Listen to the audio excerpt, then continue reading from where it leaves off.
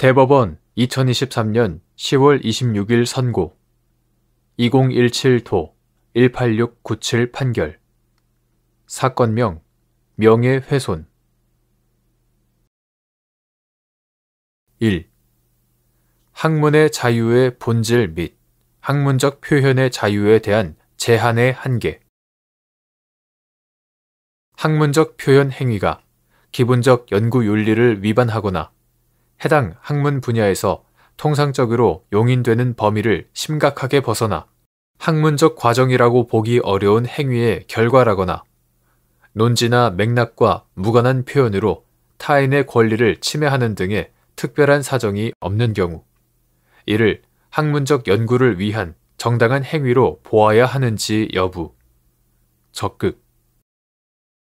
학문 연구자들이 연구 주제의 선택, 연구의 실행뿐만 아니라 연구 결과 발표에 이르기까지 존중하여야 하는 타인의 권리.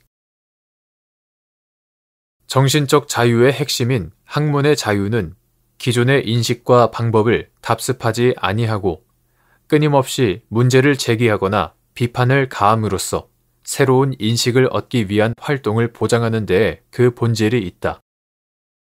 학문적 표현의 자유는 학문의 자유의 근간을 이룬다. 학문적 표현 행위는 연구 결과를 대외적으로 공개하고 학술적 대화와 토론을 통해 새롭고 다양한 비판과 자극을 받아들여 연구 성과를 발전시키는 행위로서 그 자체가 진리를 탐구하는 학문적 과정이며, 이러한 과정을 자유롭게 거칠 수 있어야만 궁극적으로 학문이 발전할 수 있다. 헌법 제22조 제1항이 학문의 자유를 특별히 보호하는 취지에 비추어 보면 학문적 표현의 자유에 대한 제한은 필요 최소한에 그쳐야 한다. 따라서 학문적 표현 행위는 기본적 연구 윤리를 위반하거나 해당 학문 분야에서 통상적으로 용인되는 범위를 심각하게 벗어나 학문적 과정이라고 보기 어려운 행위의 결과라거나 논지나 맥락과 무관한 표현으로 타인의 권리를 침해하는 등의 특별한 사정이 없는 한 원칙적으로 학문적 연구를 위한 정당한 행위로 보는 것이 타당하다. 한편 헌법 제10조는 인간의 존엄과 가치를 규정하고 있고 인격권에 대한 보호 근거도 같은 조항에서 찾을 수 있다. 학문 연구도 헌법 질서 내에서 이루어질 때에 보호받을 수 있으므로 인간의 존엄성 및 그로부터 도출되는 인격권에 대한 존중에 바탕을 두어야 한다.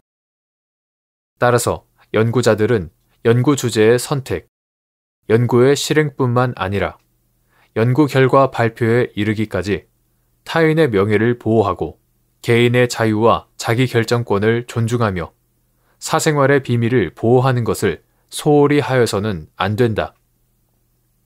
특히 사회적 약자나 소수자와 같이 연구에 대한 의견을 표출하거나 연구 결과를 반박하는 데에 한계가 있는 개인이나 집단을 대상으로 연구를 하는 경우에는 연구의 전 과정에 걸쳐 이들의 권리를 존중하여야 할 특별한 책임을 부담한다.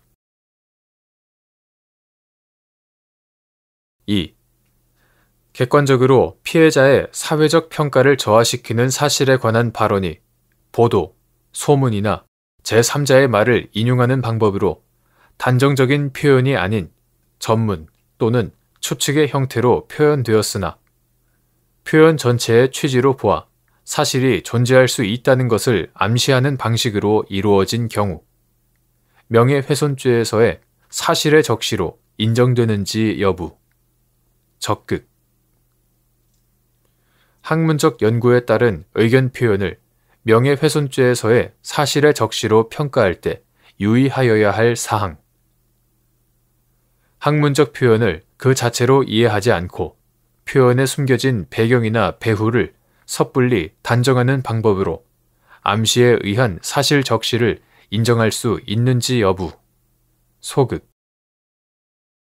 대법원은 명예훼손죄에서 사실의 적시에 관하여 객관적으로 피해자의 사회적 평가를 저하시키는 사실에 관한 발언이 보도, 소문이나 제3자의 말을 인용하는 방법으로 단정적인 표현이 아닌 전문 또는 추측의 형태로 표현되었더라도 표현 전체의 취지로 보아 사실이 존재할 수 있다는 것을 암시하는 방식으로 이루어진 경우에는 사실의 적시로 인정하여 왔다.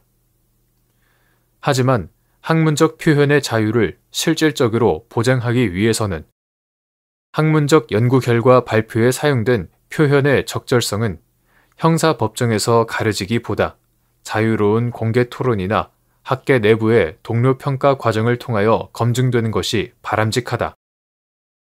그러므로 학문적 연구에 따른 의견 표현을 명예훼손죄에서 사실의 적시로 평가하는 데에는 신중할 필요가 있다. 역사학 또는 역사적 사실을 연구 대상으로 삼는 학문 영역에서의 역사적 사실과 같이 그것이 분명한 윤곽과 형태를 지닌 고정적인 사실이 아니라 사후적 연구, 검토, 비판의 끊임없는 과정 속에서 재구성되는 사실인 경우에는 더욱 그러하다.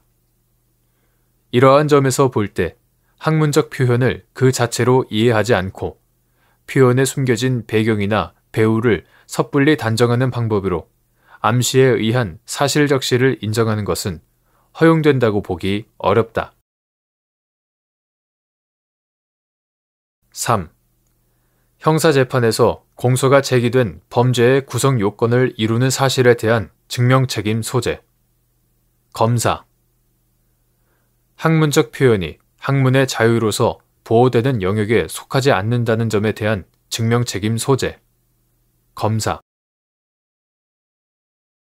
형사재판에서 공소가 제기된 범죄의 구성 요건을 이루는 사실은 그것이 주관적 요건이든 객관적 요건이든 그 증명 책임이 검사에게 있으므로 해당 표현이 학문의 자유로서 보호되는 영역에 속하지 않는다는 점은 검사가 증명하여야 한다.